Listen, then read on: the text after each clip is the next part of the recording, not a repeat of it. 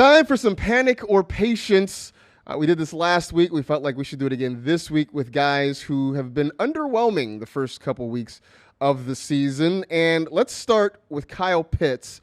I was at SoFi Stadium on Sunday to watch the Rams and the Falcons, and I spent a good amount of time just focusing my attention on Kyle Pitts when the Falcons had the football. And I think I said to you during one of our breaks is that, look, there were he's not open every time, which is, that's usual. But the fact that they didn't really force the issue and try to get him the football is a head scratcher to me. Afterwards, I know Arthur Smith was asked about it, and he said, it's not fantasy football. We're trying to win. You're not doing either. But 2 catches, 19 yards. It's time to get a little bit worried about Kyle Pitts, right? I think it's time to be a little bit worried. I'm still saying, though, I'm going to be patient with him. I think he's far too talented of a tight end, especially the position he plays. There's just not a lot of tight ends out there right now that you could pick up and use over him. So I would continue to start him. But yeah, Arthur Smith, I know this isn't fantasy football. Maybe if you were winning, it's understandable, but you used a 4th pick 2 years, a 4th overall pick, 2 years ago on this guy. He has a historic rookie year, and then you're like, you know what? Let's not give him the ball, and let's lose with our best player getting 3 targets. I don't think he had a target in the second half. Like, I'm pulling my hair out watching that game. Like, throw Kyle Pitts the ball. Don't let him block. You didn't draft him 4th overall to block. Let this guy play. I say this. The reason we like him in fantasy football is because we figured you were trying to win. Getting him the ball is a good chance to try. And look, I love Drake London. I love Drake London. And Drake London's been great. He was great again on Sunday. This offense should run through 2 guys, Drake London and Kyle Pitts. And the fact that through the first 2 weeks of the season, Kyle Pitts has been on a milk carton it's unfathomable. It's malpractice is what it is.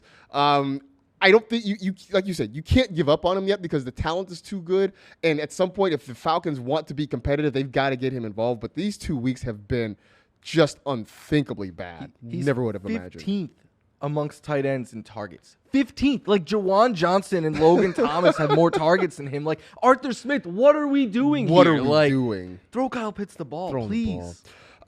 Speaking of throwing the football, it has not been a great start to the year for Joe Burrow. 199 passing yards and a touchdown on Sunday, 16 fantasy points. And part of what has surprised me is that I was under the belief that the offensive line was better in Cincinnati this year. He was sacked 6 times again on Sunday. I don't know if this is a Super Bowl hangover. I don't know if maybe the Falcons just caught the Bengals caught lightning in a bottle last year. But Joe Burrow has been pretty average at best the first 2 weeks. I think it's a mix of both of those things, a little Super Bowl hangover. I think they also just got very hot at the right time last year. But it's hard to blame the offensive line on a Super Bowl hangover because they have 1 returning starter from last season. So hopefully they're just taking some time to gel. I would be patient with Joe Burrow. I think he's far too talented. There's way too much talent. Like, T. Higgins and Jamar Chase might be the best 1-2 combo in football. Then you have Tyler Boyd and Hayden Hurst and Joe Mixon. Like, there's so much talent around him that I think it just has to get better. But yeah, this is far from what you were expecting when you drafted Joe Burrow. I've drafted Burrow in a couple of spots. Was really thrilled to get him in, say, the 6th or 7th round. So I'm not ready to give up on him yet, but it has not been an exciting start. The Bengals are 0-2,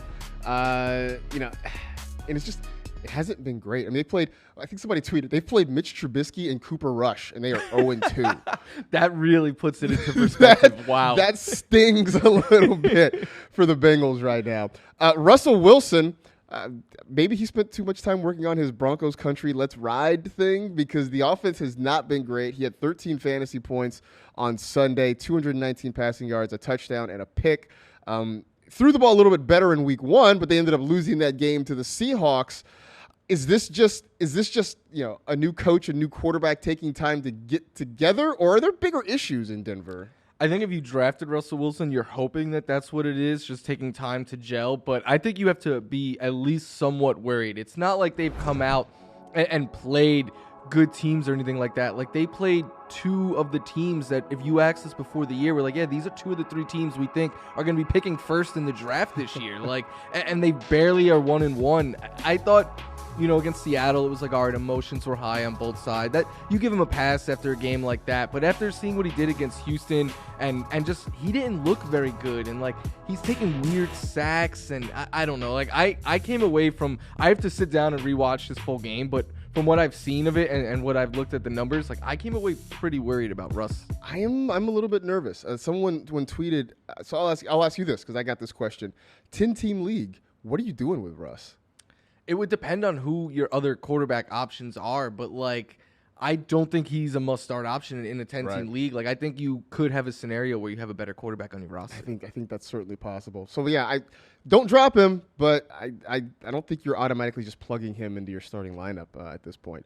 Last one, Chase Edmonds, 33 rushing yards, 1 catch for 8 yards, 5.1 points. I mean, obviously on Sunday it was the Tyreek Hill, Jalen Waddle show for the Miami Dolphins, but it's 2 weeks of Chase Edmonds being mediocre or worse. I don't know. I'm panicked now on Chase Edmonds. I think you should be. Like, not only did he not get a lot of work, he was outused by Raheem Mostert, who has a long history of connection to Mike McDaniels and this system them both coming over from San Francisco. Raheem Mostert had double the amount of carries as Chase Edmonds did this past week. Mostert had the same number of targets. We thought that's really where Chase Edmonds could shine. And then he played more snaps. Like, I don't know if you drop Chase Edmonds just yet. It would depend for who. But I definitely think you should be targeting Raheem Mostert on the waiver wire this week. I don't know if there's a lot of great running backs out there. I mean, I don't know if pivoting to Jamal Williams makes you any better off at this point. But Edmonds, another one that goes to the bench, and it has not worked out early in the season the way we thought it would. And especially if the Dolphins are going to be a vertical passing game, that really hurts Edmonds' opportunities to get targets. So this one is a full-on panic for me after the first 2 weeks of the season.